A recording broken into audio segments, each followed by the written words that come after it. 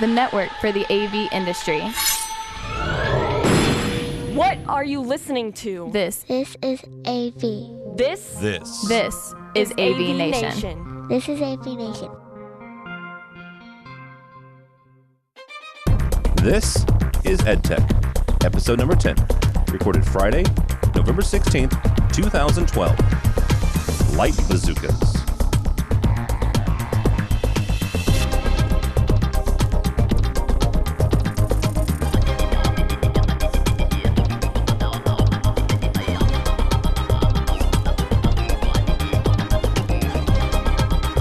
It's time for EdTech, your education-focused AV show from the makers of AVNation. My name is Tim Albright. I'm your host. With us, as always, is Matt Silverman from George Mason University. Welcome, sir. Thank you. How's it going, Tim? Good.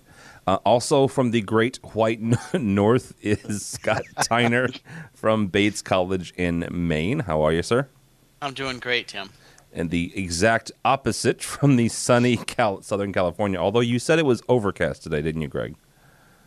Yes. Hello, Tim. Hello, world. Yeah, it's 59 and overcast as we record this right now. But if the sun breaks out, which it will at some point, I'll be sure to let you know.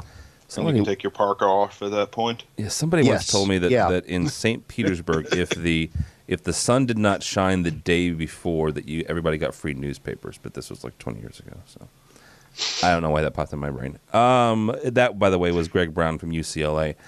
This week, we're going to talk a lot about some mobile devices, both Android and iOS stuff. Video conferencing, using it in education. And Samsung is giving away $1 million. $1 million. And you can get a good chunk of that. But first, our buddies in Anaheim, the guys over at Extron Electronics, the gentlemen in the blue shirts, have released a new HDCP-compliant switcher scaler that is, if it lives up to what it says, it will actually be kind of cool because it combines both analog and digital inputs, which is always a really cool thing. It's if you know Extron Electronics and you know the model numbers, IN 1508 was for years a workhorse. I mean, that was the switcher scaler that you almost always went to when you were in a room.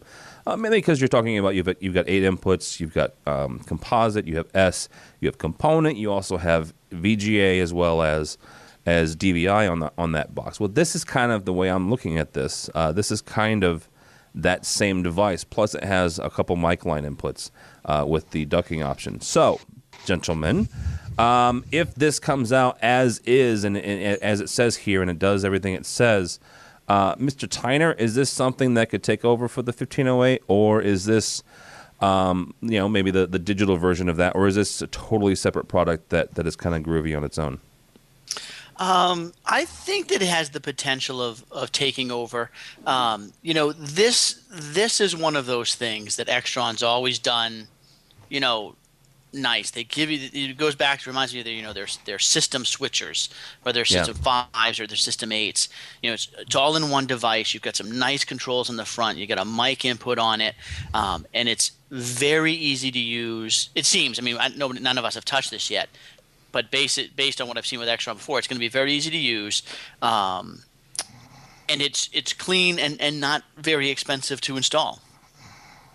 It'll be very useful in a basic classroom or conference room where you don't want to drop the $6,000 on some of the other digital media stuff that's out there. Or you don't have $6,000 to drop. Yes, so. That's right. Matt, this thing has got like I said, it has HDMI as well as VGA or 15-pin connections on it. And the output on it is HDMI. Is this something that could compete with DM, or is this in a different class as a DM switcher? No, I'd say that this is so close to actually what would be my perfect switcher.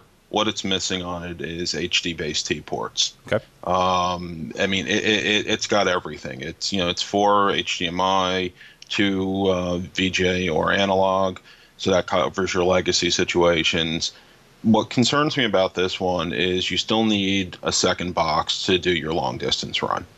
And it's something I was talking with Extron reps back at a show in October about this. And they seem to be of the philosophy of adding on boxes, and I'm more of the philosophy of reducing boxes. So I think this is great. I mean, I actually could see a couple of applications where this may be a solution for us, but the idea that I have to put another box in means I'm adding another point of failure, and that's just not groovy. Okay, I'm going to ask you, because you actually talked to Extron, and I'm not asking you to put words in their mouth or to read their brain. Did you get a sense of why they would rather add boxes and, like you said, add another point of failure? And also, not for nothing, but also add another cost. Is there a reason that they're into the more boxes is better philosophy? I'm not sure. This follows their traditional thought pattern. Like you said, I remember the 1508. I used to have a truckload of them installed. This definitely seems like the logical successor to it. That being said, it just seems with Extron, they always seem to not think of like what that next step is or what that application is or that application models have changed, because this, like I said, this is so close to being what could be almost a perfect product. And it's not going to say that I may not buy it. I actually think it could meet some needs for us, but throw a couple HD based T ports on there, and that'd be awesome for me. Because of the distance limitations. Distance limitations. I mean, there's no reason anyone should be doing HDMI beyond 15 feet or so. Yeah. Greg, is this something, as you guys at UCLA move from analog to digital, that you could consider? But keeping in mind, though, you do have, like Matt said, you do have the limitation of HDMI. Yeah, and I agree with Matt that a port like that would be nice. We don't have those limitations too often.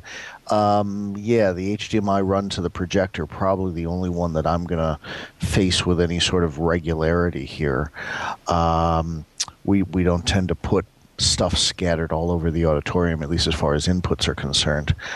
I like it. It looks like a neat box. It looks like a worthy successor to the what was it, 5108, the old one? I have a couple of those the too IN myself. 1508, yeah. And I don't think we have mentioned the model number yet, have we? This is the IN 1606. So it makes sense. Well, yeah. I mean, I was sitting here for a moment. It's like, wait a second, what was the model we were about to talk about? Going madly through the Extron page here. Neat box. I think it's a good move for them. Small one-rack unit. Makes a lot of sense. And I also agree there that their method is, or their plan very much is lots and lots of boxes. And, we are doing this big change over here from all analog and button panels to all digital and touch panels, which, if the Infocom gods deed it worthy, will be the subject of a session Super Tuesday in Orlando. How's that for a plug? That was nice. There you go. Nice plug. You do this for a year, and we almost begin to sound like we know what we're doing, doesn't it? Almost, yes. Yeah, almost. But yeah, one of the things that we really that was a stumbling block for Extron was looking at the systems that we sort of compared A to B. It was a great big mess of boxes that needed to be tied together, some of which didn't rack mount particularly nicely. And we build all of our own racks, and so that was one of the big issues for us. So I think it's a good move for them. I give them a pat on the back with those caveats.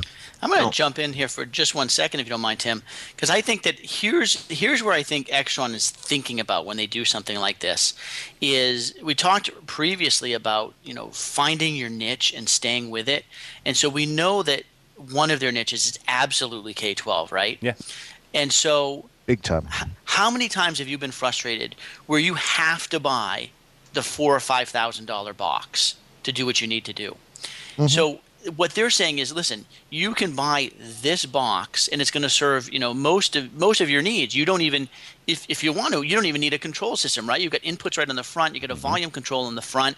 Now, if your needs mean you need to send this 40 or 50 feet to a projector, well, then you can get boxes, and maybe even you get boxes you can get from any vendor you want.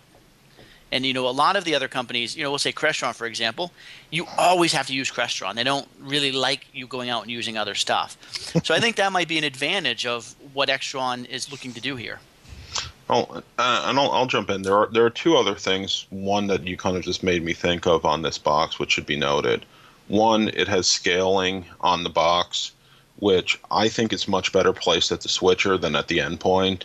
I'd rather have a unified output signal throughout my system rather than having to deal with it at each output. I really don't like how Crestron does it. But the other nice piece of it that you kind of brought up is debundling the control system from your switcher. And it was my beef with the original MPS product. We're rolling out a lot of the MPS right now, but as we're looking at it, is particularly with how we do programming, it actually limits us when we have these all-in-one control plus matrix units. So that's nice. I think you're right, Scott. There's a nice piece there that this is just a switching unit. It's designed for a purpose, not for every purpose. You got it. It's a little bit of a swipe at presentation switchers. Yep. Yeah, I can see that. And I'll leave it at that. Oh, but why?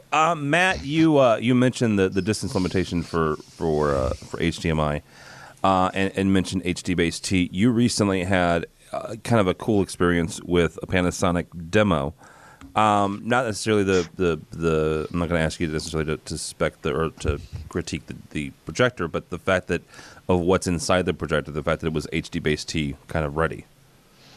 Yeah, if everyone remembers at the show, Panasonic was actually, I think, Panasonic and projector design, but, we don't play in a projector design budget point, were announced at the show that they were going to have HD-based-T built into their projectors.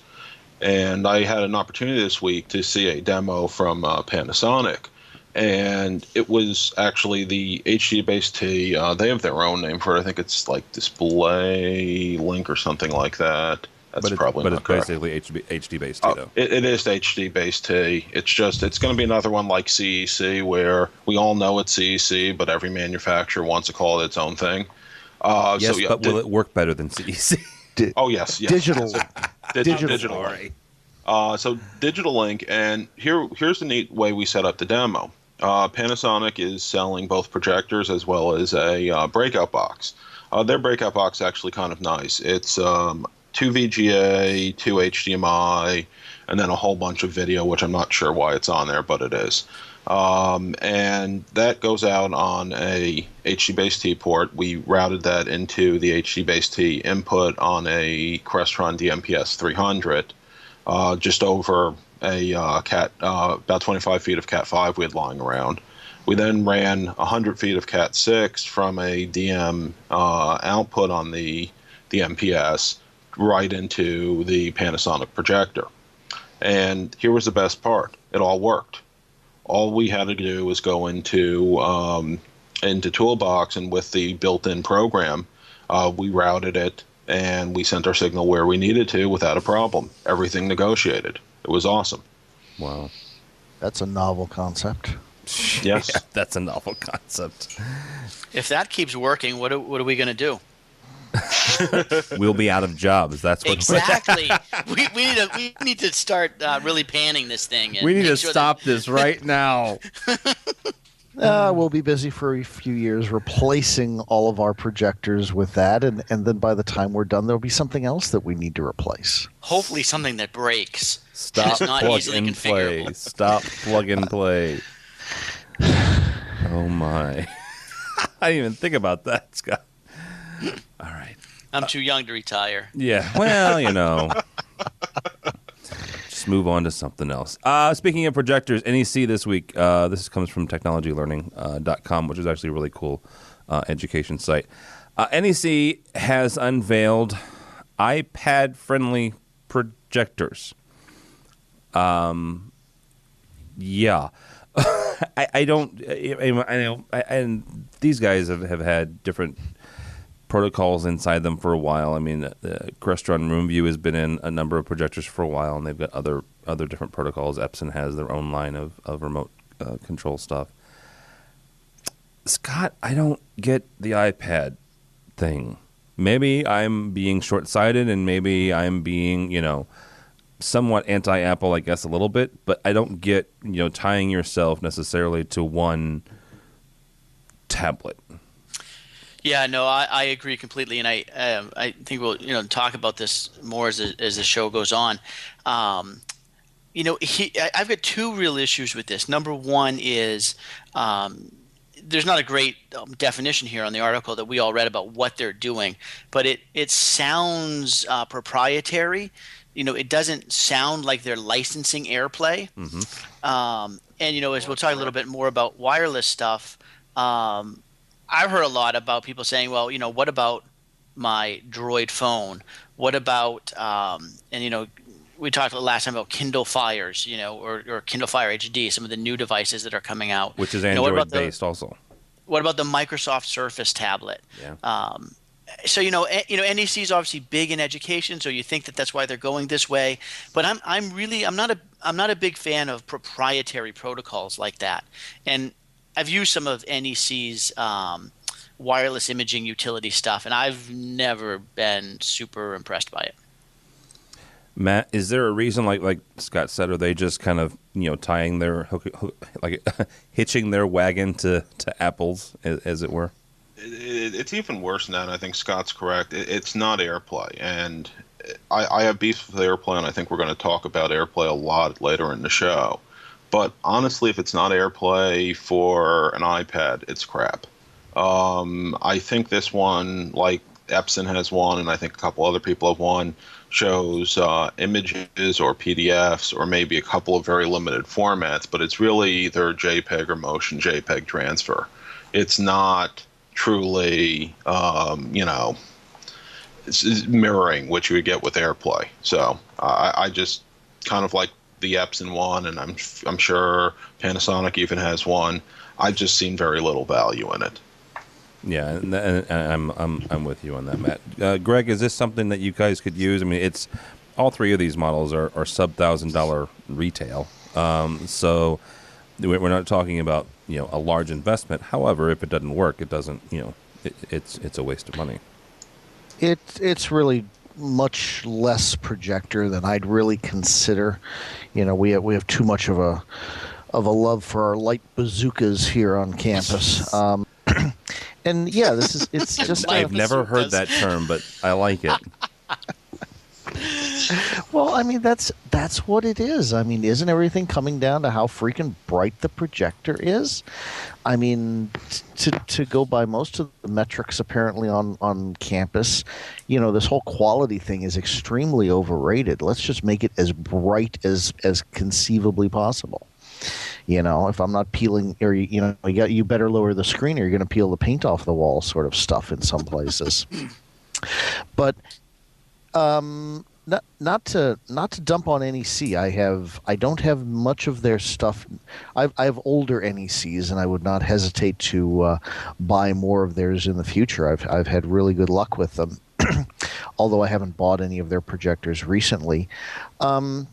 Yeah, this is just an app to let you download pictures and PDFs to the projector, and so I see that as a little gimmicky.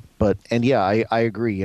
Give me AirPlay capability or something like that, or like a module you can put into it to give it that capability. That would be trick. Yeah. But reading through the specs here, one of the other things that they also have is a carbon savings meter that you could turn on. And I mean, gosh, let's talk about gimmicky there. I mean, are we trying to appeal to K through 12 installers or K through 12 students? As far as our projectors, or faculty. So yeah. Yeah. They're absolutely panning to the K through 12 market here. I mean, first of all, the price of these projectors alone tell you that's who they're shooting at, right? Yes. Right. And the problem is, the sad thing is that Apple is licensing AirPlay. It's on other devices, but obviously NEC trying to keep the cost of these devices down.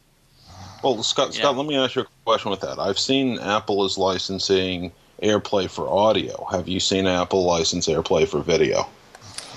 Good point. No, I have not. Yeah, I haven't. Yeah, either. that's true. That's true. Even some of the. What if they did? Imagine if we could start getting projectors that, you had a imagine an optional standardized slot in all video projectors. I think that would be pretty cool.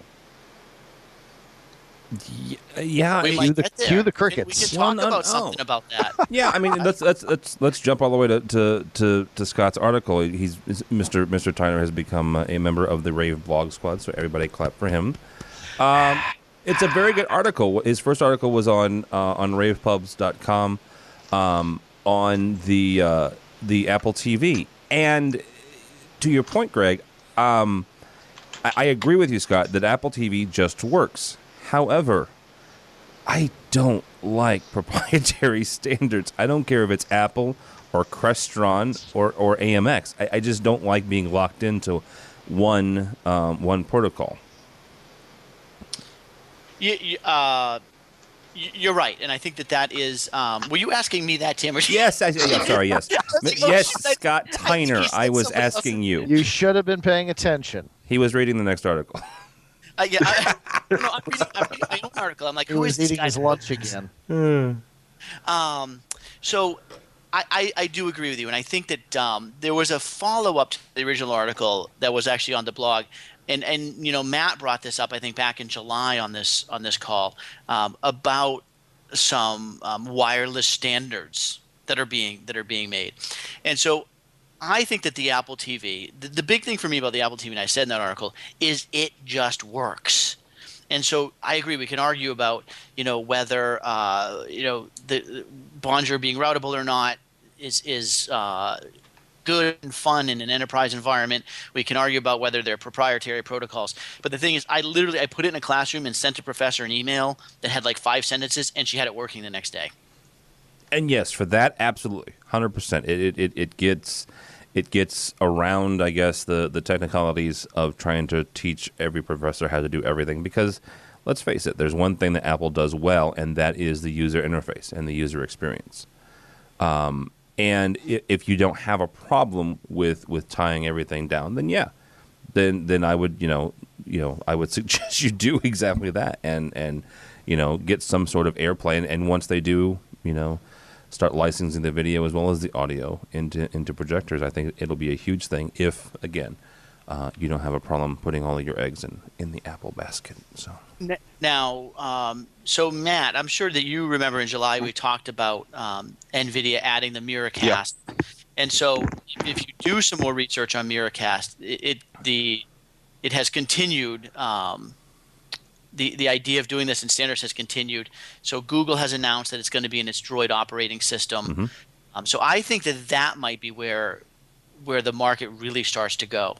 You run into the issues, of course, that the beauty about Apple is it's got its own ecosystem. Yep. And in the rest of the world, you don't have that. Well, and here's what I'll throw out about Miracast. I've been doing some more follow-up to it, and there's actually a really good white paper on the Wi-Fi Alliance's website on it. And the neat thing about Miracast as it starts rolling out, and this may be a year or 2 years from now, is unlike Apple where it requires Bonjour to work, Miracast can work in parallel with a data network. So it could either ride on your data network or go directly from a source to a display.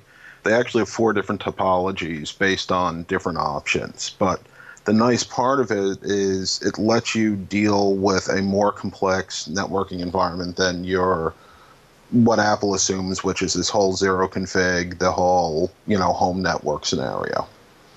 So I think it's going to have steam. It's one of these things that it may sneak up on us, and it may be not until, I don't know, CES 2014 that we really see the products rolling out. All right, let me throw a fly in the ointment, as it were. with the fact that it's NVIDIA, and so that's not entirely PCs, but it's primarily PCs. And so you've got that working nicely with Android now. What is going to be the future of the Surface, the Microsoft Surface, and how Microsoft 8, Windows 8, is going to work with all of that? I mean, do we see a scenario where Microsoft does an Apple and kind of circumnavigates the NVIDIA stuff and says, you know what, you can do exactly what the Apple's doing, only you're doing it with a Surface and a Microsoft PC? Well, they have, to some extent, they have their smart glass product, which is mostly aimed at the Xbox, but could actually move over, elsewhere.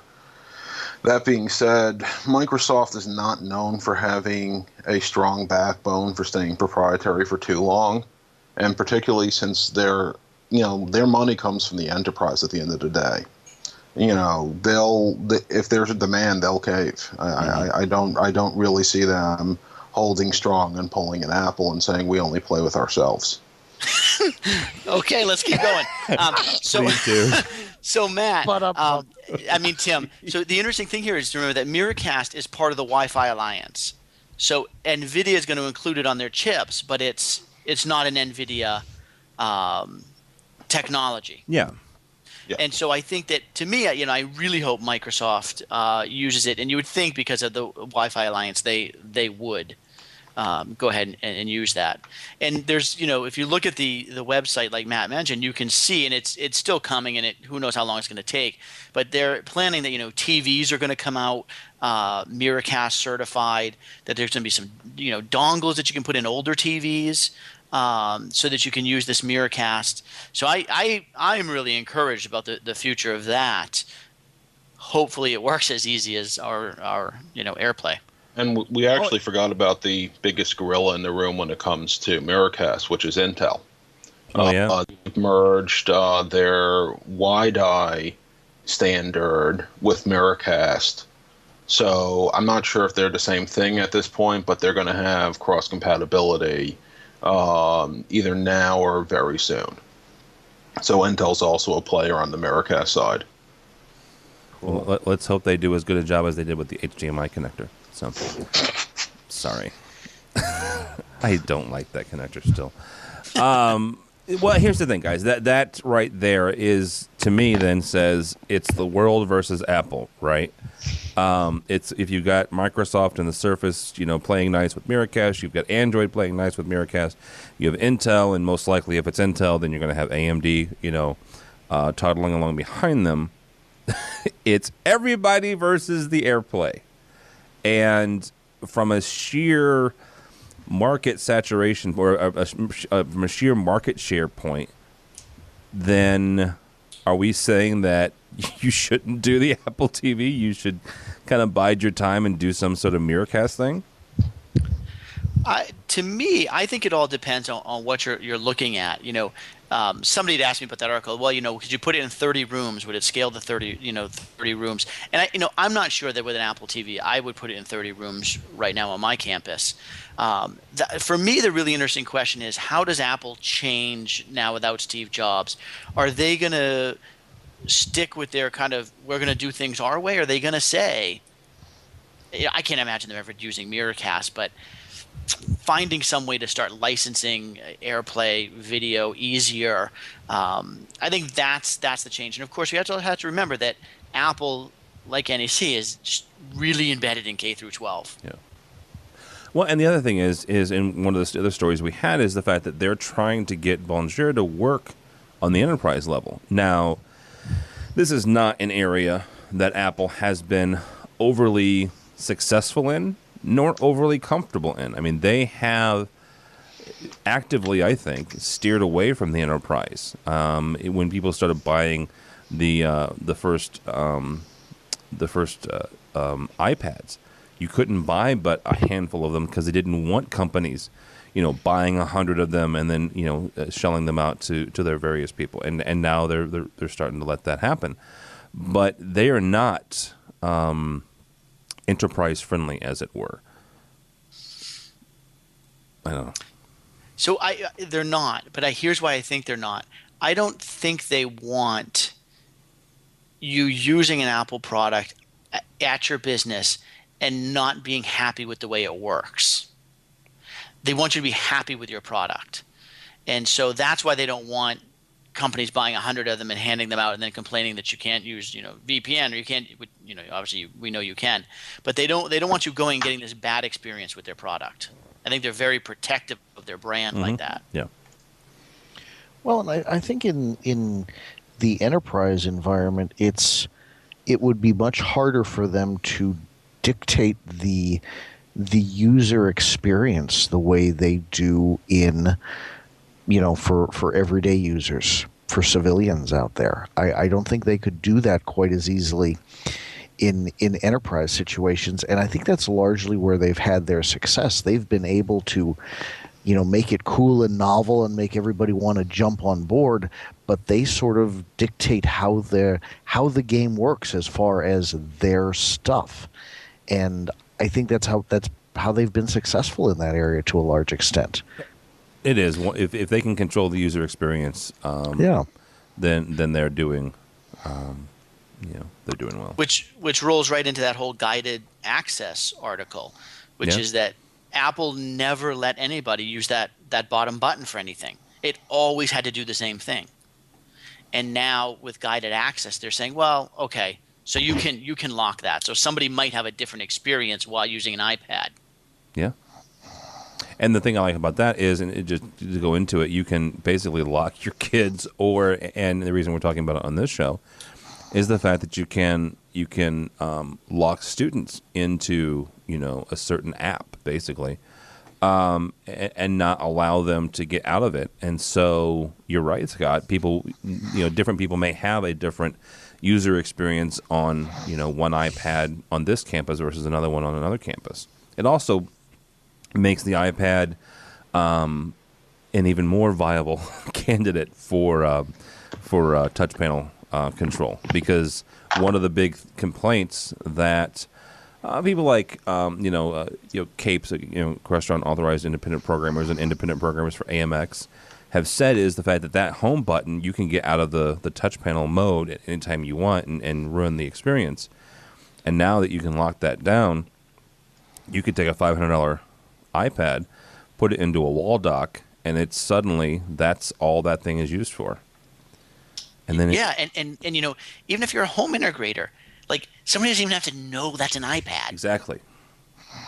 It is now the least expensive, officially the least expensive wireless touch panel on the market, regardless of what control system you're talking about. Because, it's $500. Or the Mini. Think about the Mini. I don't want to think about the Mini. The Mini is a joke. I'm sorry. The Mini is a joke. One of a good friend of the AV Week show, Rich Fregosa, is probably, he and Gary Kay are probably the two biggest the two biggest Apple fanboys I think I've ever met. And he, of course, bought an iPad Mini and was all excited and was posting it on his Facebook. And I just put, why, Rich? Why? Because it's, I don't know. I want to pay $200 less for a smaller screen and a less resolution. Okay. I love those Samsung commercials with the people standing in line. Oh man, do they nail some stereotypes or what? Mm-hmm.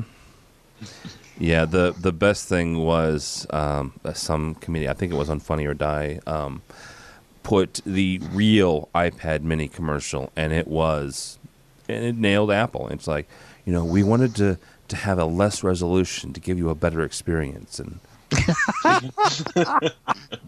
okay, that's fine. Who wants $1 million? Raise your hand. If we were on video, we could see everybody raising their hand. Samsung we'll put a link on this, but right now it's not working, and I don't know why. I'm clicking apply, and it's not letting me apply. Because it's closed. It's closed already? I already won, Tim. Oh, well, never mind then. Screw that. What are you still doing on the show then? They gave away $1 million.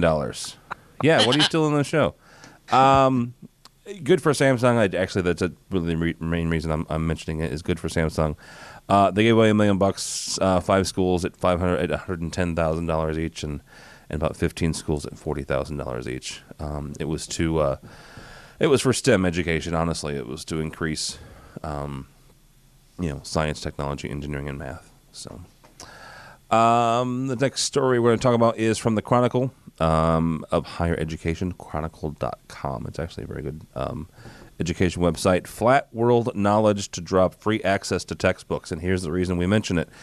Because of that little device we just talked about, and the fact that we've talked on this show more than once, and people smarter than the four of us have written ever since the iPad came out about the death of the textbook.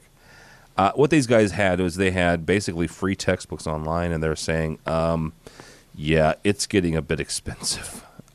So, Greg, is this a bump in the road, or are we really seeing the end of the textbook? I don't know yet. Certainly, what everybody's talking about, I can't imagine the current system can continue forever.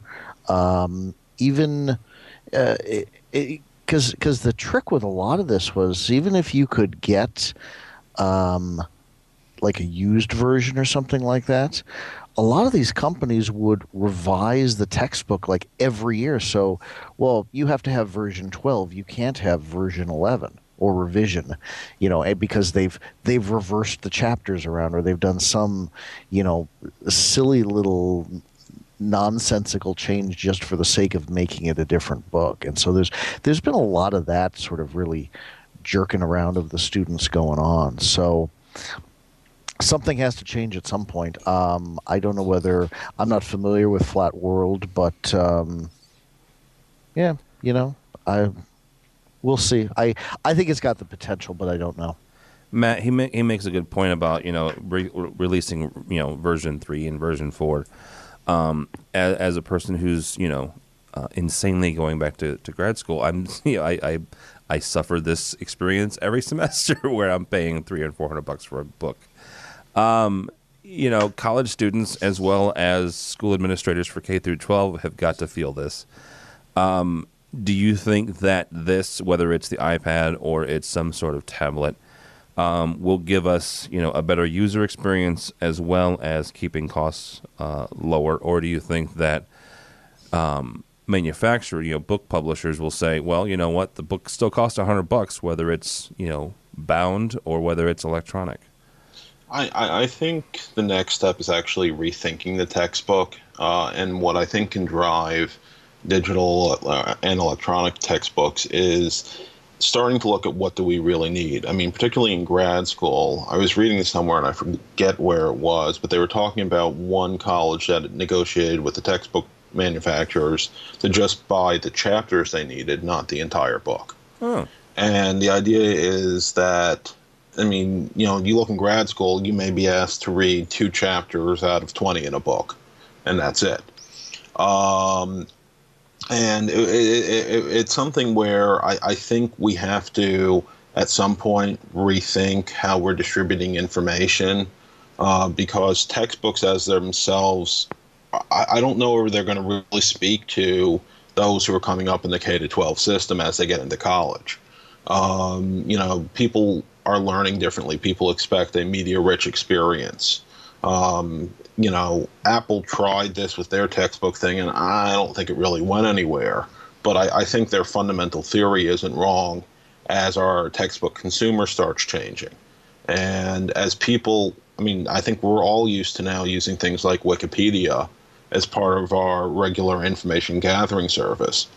So as we look at that, quality or not from Wikipedia, it changes how we think about acquiring information. And I don't know if the real conversation is whether digital versus bound. I think the bigger problem is who controls what the students need to learn for the course. And right now the publishers want to control it by saying, you have the option of buying the entire book.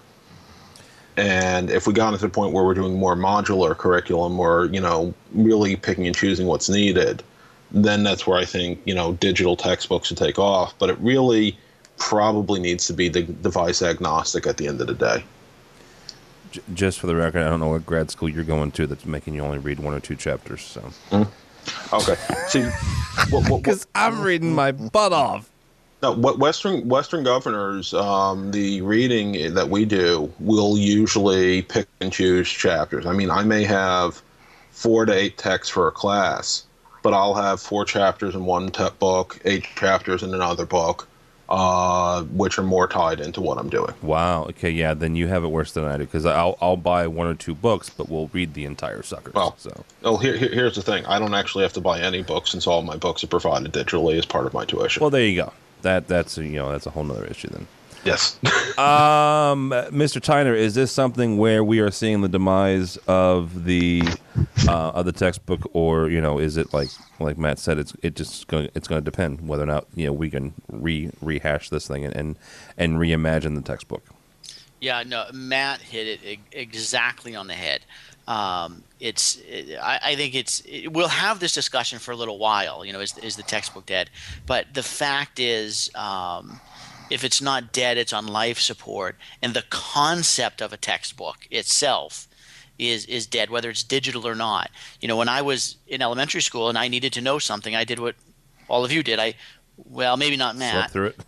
No, you walked over to your Blue World Book Encyclopedia, Yep. pulled out the M and flipped through it, and that concept is so foreign to my children. My children would have zero idea what an encyclopedia is. Mm-hmm. Right, because they don't need to. They can get more up to date information right on the web. But I think what Matt said, and here's the genius publisher who listens to what Matt Silverman said: find a way that you can authenticate the information. And so schools are going to portals now where the information is authenticated. And that people know that it's valid. I think that's going to be the key.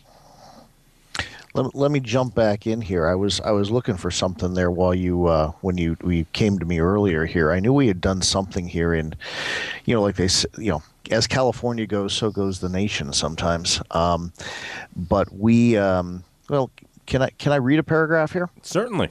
Sure. Okay. This is from the Atlantic about a month ago. This was the best thing I could find here while you guys were talking.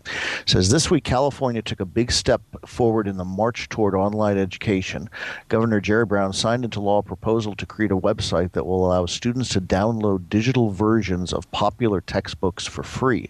The new legislation encompasses 2 bills: a proposal for the state to fund 50 open-source digital textbooks targeted to lower division courses, which will be produced by California's universities. Students will be able to download these books for free or pay $20 for hard copies. The other bill is a proposal to establish a California digital open source library to host those books. And they talk about how this is going to happen, and University of California is involved, the Cal State system is involved, the community college district. And let's see, we'll then solicit bids to produce these textbooks in 2013. The first free books are set to be available for the 2013 to 2014 school year. And if California decides on a set of standard books for all lower division college classes, I think that will that'll have a little bit of an impact on the other 49 little states out there. Can I ask a silly question? Sure. Isn't California broke? And I'm somewhat facetious, but somewhat not facetious here. I mean, and I say that because, yes, you say free, but you guys are going to have to pay for that in some way, shape, or form. They're not going to give that to you.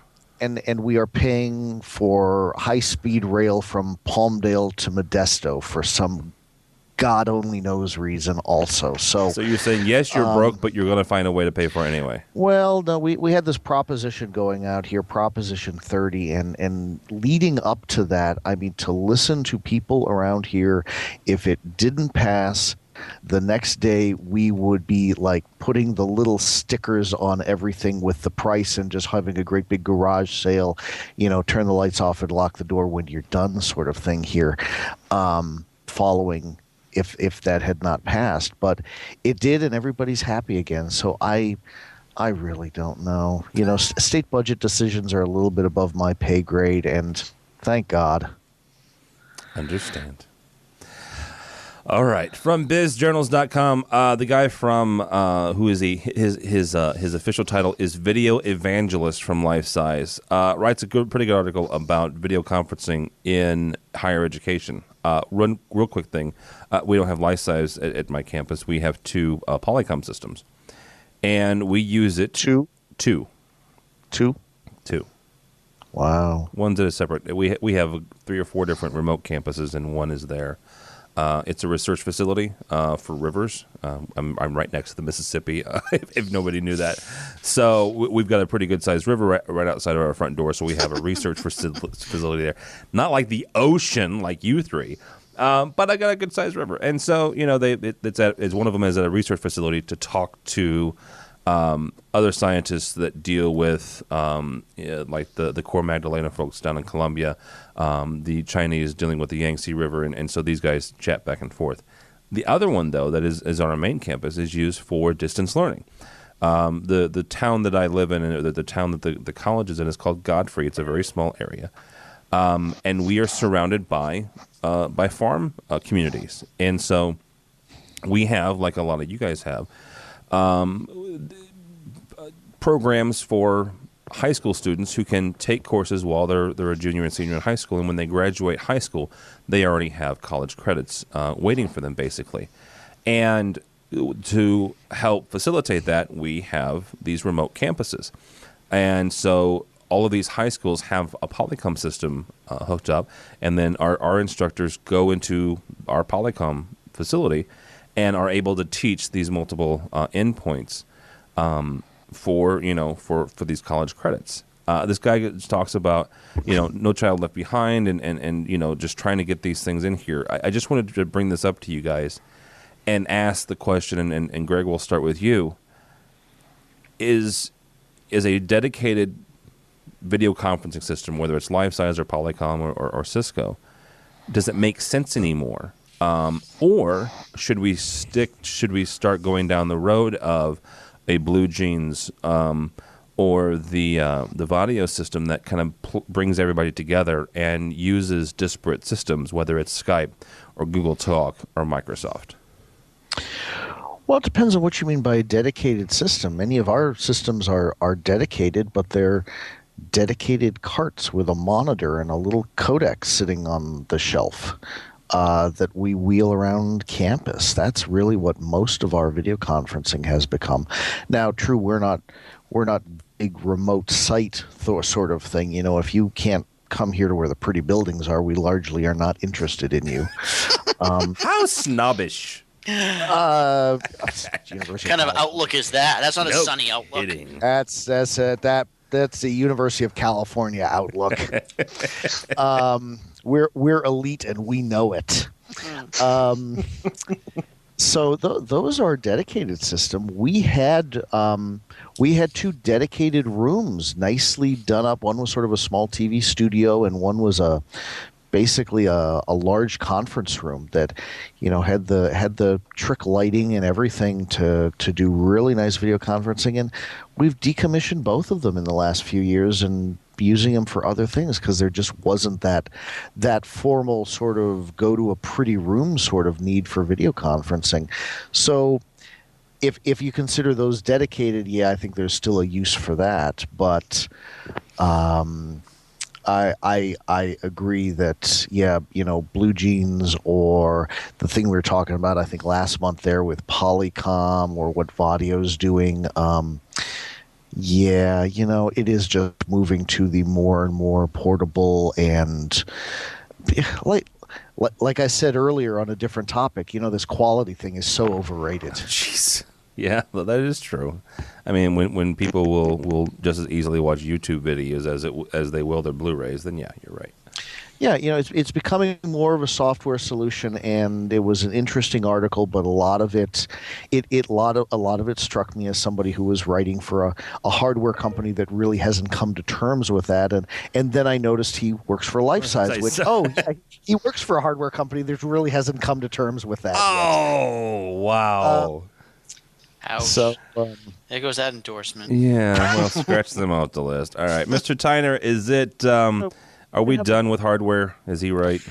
Well, I think that in a lot of respects, Greg is right in that, you know, we used to build these beautiful rooms with lights and blah blah blah. I don't think people care about the quality, that type of quality anymore, but they do care about the fact, and I think that Simon writes about this in his article, that you can see and hear who you're talking to.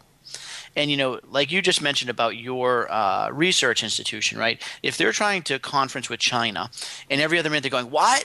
Can you hear me now? What? Huh? What? And you know, they're dropping out. You're wasting time and money.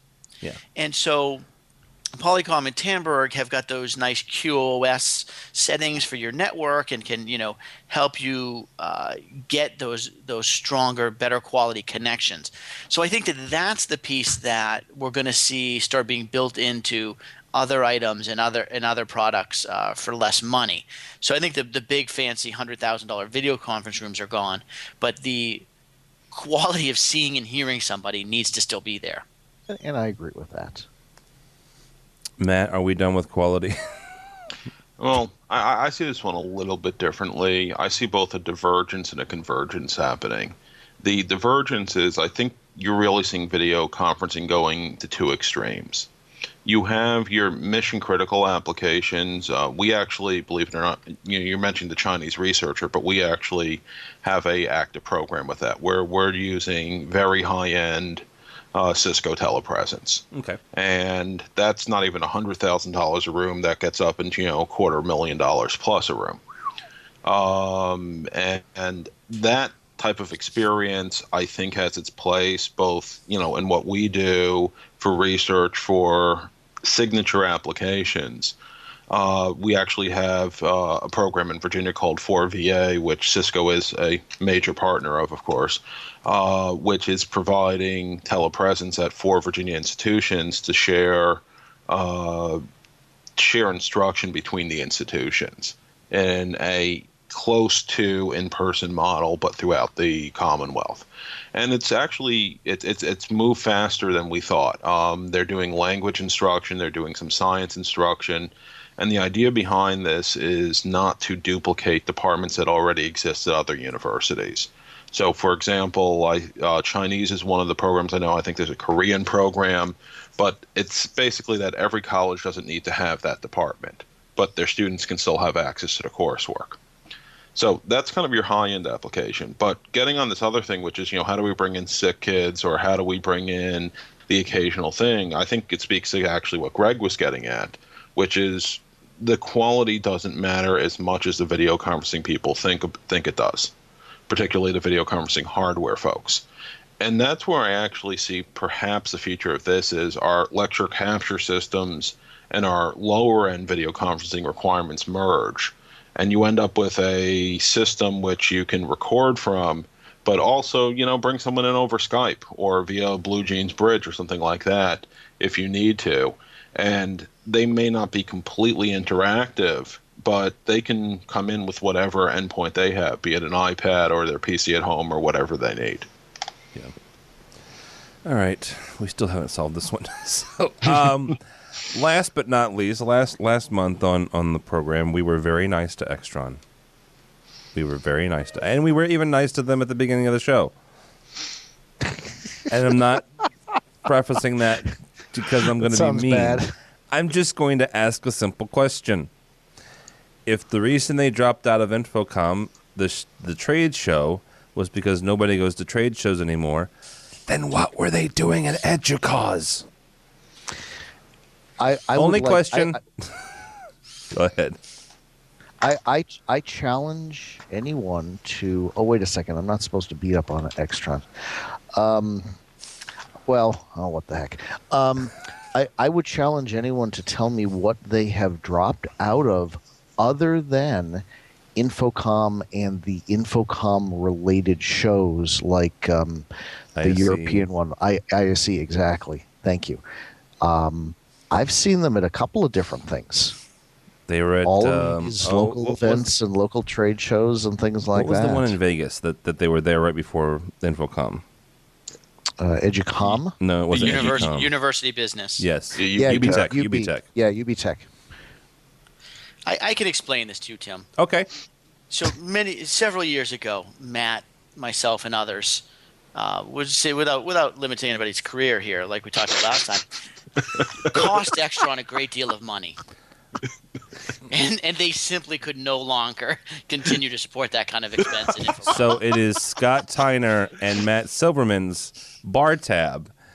Who? No, nobody. Let's not get too in detail. Let's just. Oh, I could have gone worse if it was in Vegas. I don't remember which town it was in, to be honest with you. So it was your bar tab. I really don't remember which town it was in. You're not helping yourself, Tyner. Which was it, Matt? Do you remember? Was it Orlando or Vegas? I think that was Orlando in 2009. Yeah, I think it was Orlando 2009. Apparently very good times. Wow. I think they will come back. To the show. I think with Infocom, it became just such a gratuitous, can I say, pissing contest? Sure. Between Crestron and Extron to see who could have the biggest booth and the biggest party. It was really largely silly. And I think, and I wrote a blog on this. It's one of my old av1.org blogs. I think they kind of jumped the shark as far as the show went. They had no place they could go, and anything other than the full-on pullout just has us, scratching our head and saying nasty things about them behind their back, as if they're not listening to everything we say. Whereas if they had done any sort of cutback, we would have been guessing and wondering and saying worse, business-related things. Are they not healthy? Are they going away? Are they having problems? I think it was probably just the cleanest change they could make, and I predict they'll be back in 2 or 3 years in just some sort of small. They'll have a booth with their new products and literature and stuff like that. Something real basic. See, and I don't think they'll be back forever. Yeah, they're not doing classes. They don't have people. We go to Infocom to listen to the rock stars in our industry, the really brilliant people out there in the AV world. So you're not going to send anybody to this show anymore to listen to the other minds out there in the industry. I mean, Extron has made some stupid decisions, but I don't see where that's. I would be really amazed if they really felt that they were that. We are a rock, we are an island sort of mentality. And see, here's the thing I would argue is the fact that there are some rock stars inside of Extron who are being prevented from being at Infocom. And not only is that doing a disservice to those people, but it's also doing a disservice to us in the industry. And I'm not going to. This is the last thing I'll say on this because it was a funny story because EDUCAUSE was this last week, and I still don't get it, and just my gut feeling says it wasn't a business decision. It was something weird, and that's just me. Well, to give you the trade shows are dying. Our executive director was on the program committee for EDUCAUSE, and she was actually telling me, I forget what the number she said, but they had something like a 10% more turnout than they expected, record-setting numbers. I mean, they couldn't have been happier. Good. So, the idea that the trade show is dying, I think, is very overrated.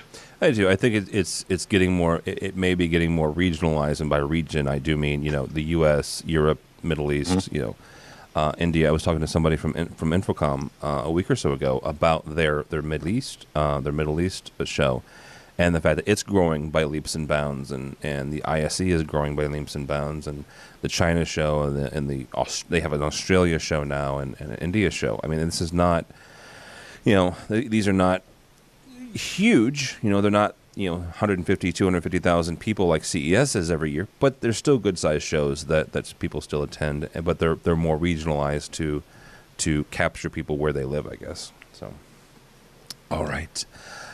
Thank you so much for listening. That's all the time we have for EdTech. With us has been Mr. Scott Tyner from Bates College and also one of the newest folks at the Rave Pubs blog squad. Thank you so much for joining us, sir.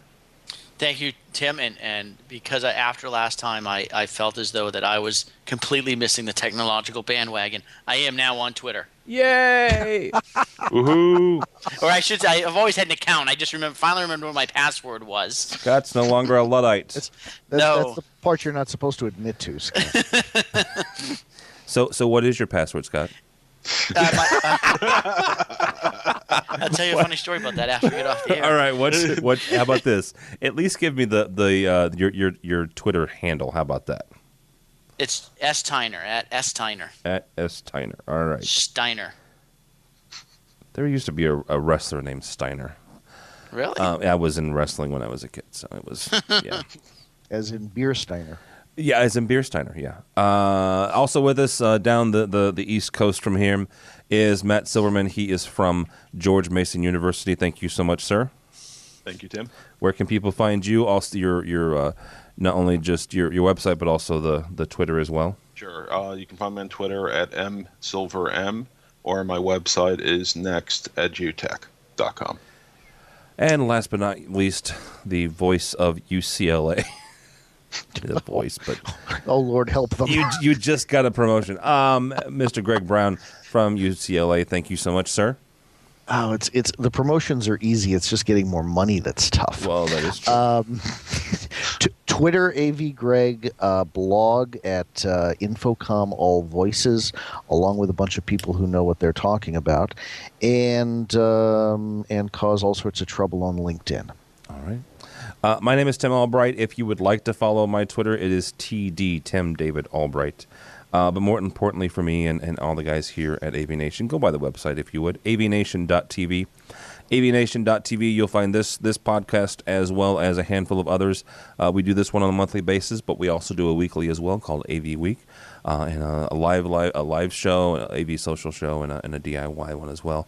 You can find us on our website, but also on LinkedIn, Facebook, and the Twitter. That is AVNation TV, I believe, at AVNation TV. Thanks so much for listening. That's all the time we have for EdTech.